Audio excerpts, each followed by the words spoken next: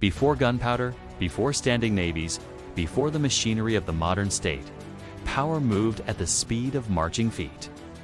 Armies were the visible expression of authority, bronze shields glinting in the sun, chariots carving lines across the dust, disciplined ranks advancing under the weight of empire.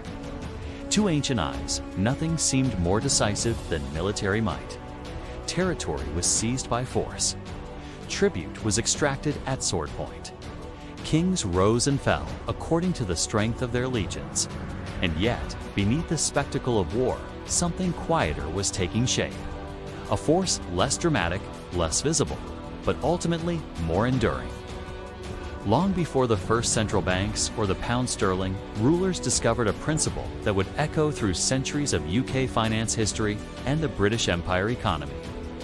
Money, properly organized, could command what armies alone could not. The turning point in ancient history was not merely the invention of coinage. It was the realization that currency could extend power beyond the battlefield. When the Achaemenid Empire standardized tribute payments across vast territories stretching from Anatolia to the Indus, it demonstrated that administration and revenue could bind lands more securely than occupation alone. Gold and silver flowed not simply as spoils of conquest, but as structured, predictable income. The empire's strength lay not just in its soldiers, but in its fiscal design. The same pattern emerged in the Delian League. What began as a defensive coalition against Persia evolved into a financial mechanism centered in Athens. Member states contributed funds ostensibly for mutual security, yet those funds were consolidated, managed, and redirected. The silver financed shipbuilding, paid rowers, and sustained naval dominance. In effect, Athens transformed contributions into control. The treasury became an instrument of strategy. Money funded ships. Ships enforced tribute. Tribute replenished the treasury. A self-reinforcing cycle of financial power. Perhaps the most striking example lay in the Roman Empire. Rome's legions are legendary, disciplined, relentless, unmatched in organization. But legions required wages. Roads required construction. Fortifications required maintenance. Rome's expansion was underwritten by taxation systems, provincial tribute, and a common currency that facilitated trade across continents. The denarius was more than a coin. It was a symbol of integration. Soldiers were paid in it. Merchants traded in it. Provinces remitted taxes in it. Monetary unity reinforced imperial cohesion. This was the quiet revolution. Armies could conquer a city. Money could hold it. Why does this matter beyond antiquity?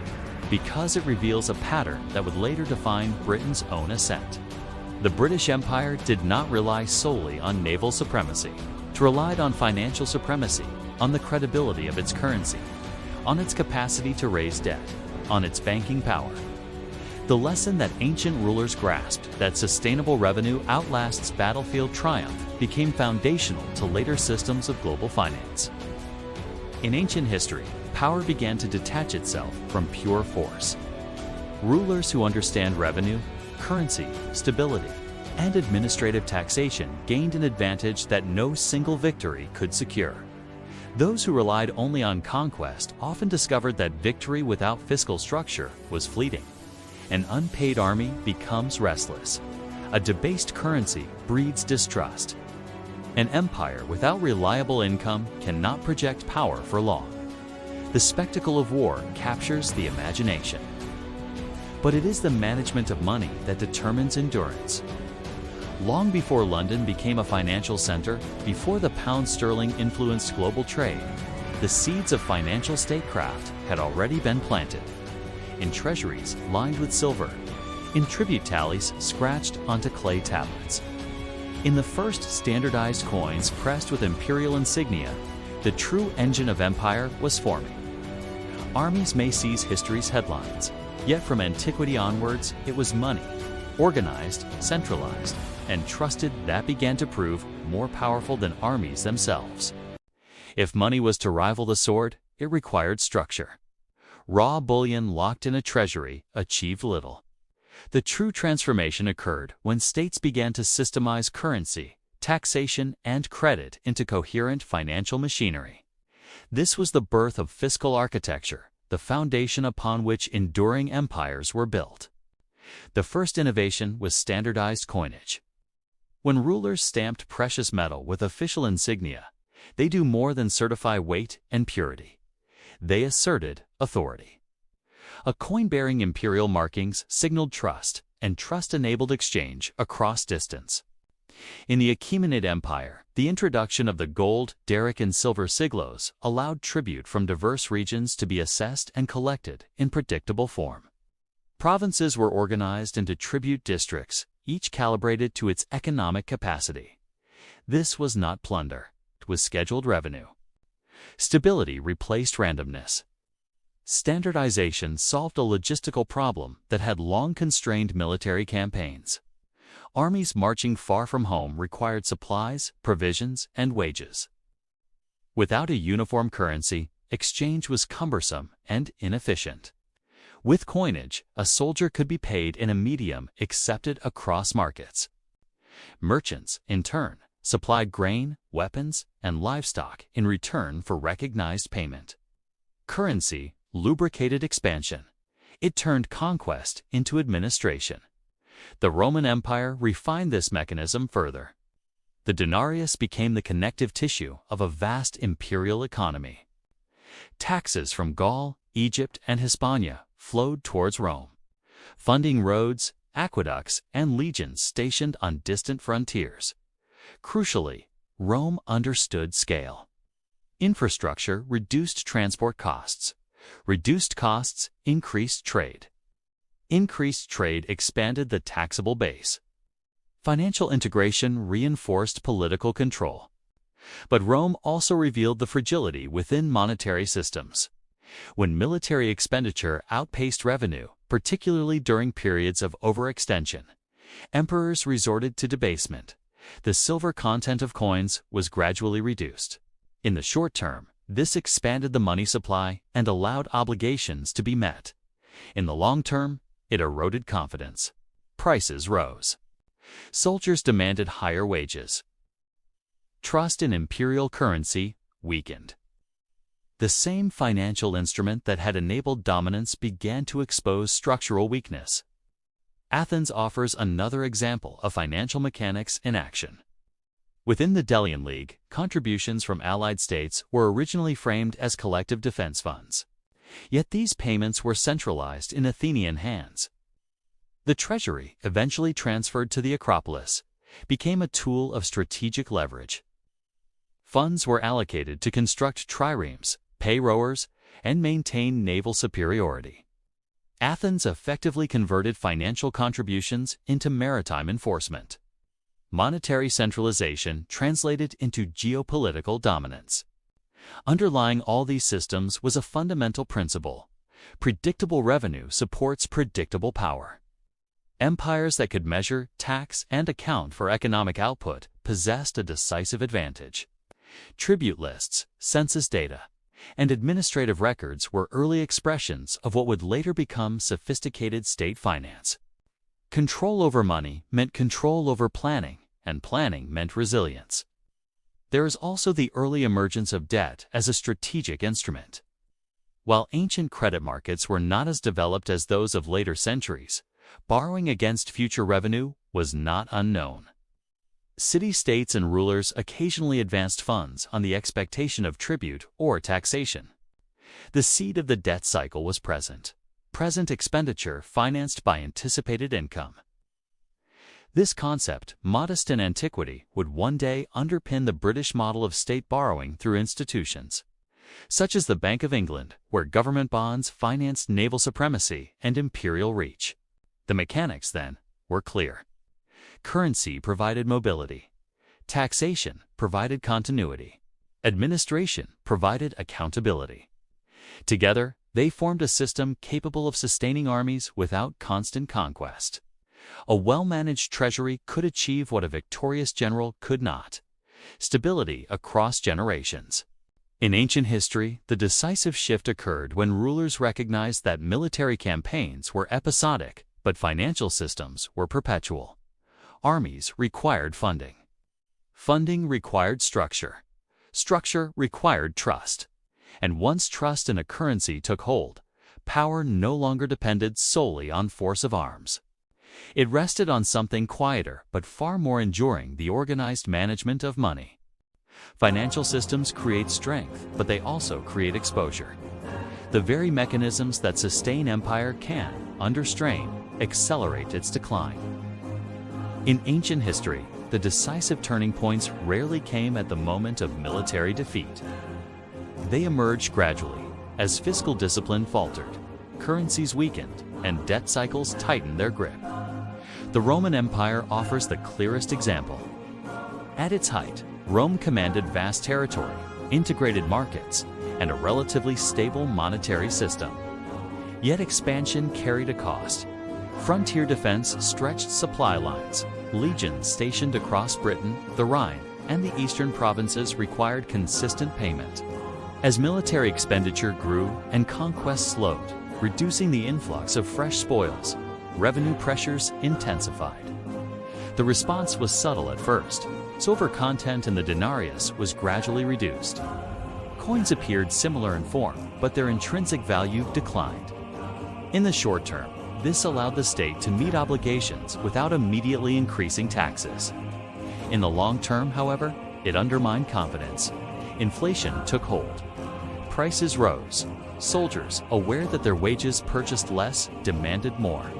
The fiscal strain deepened.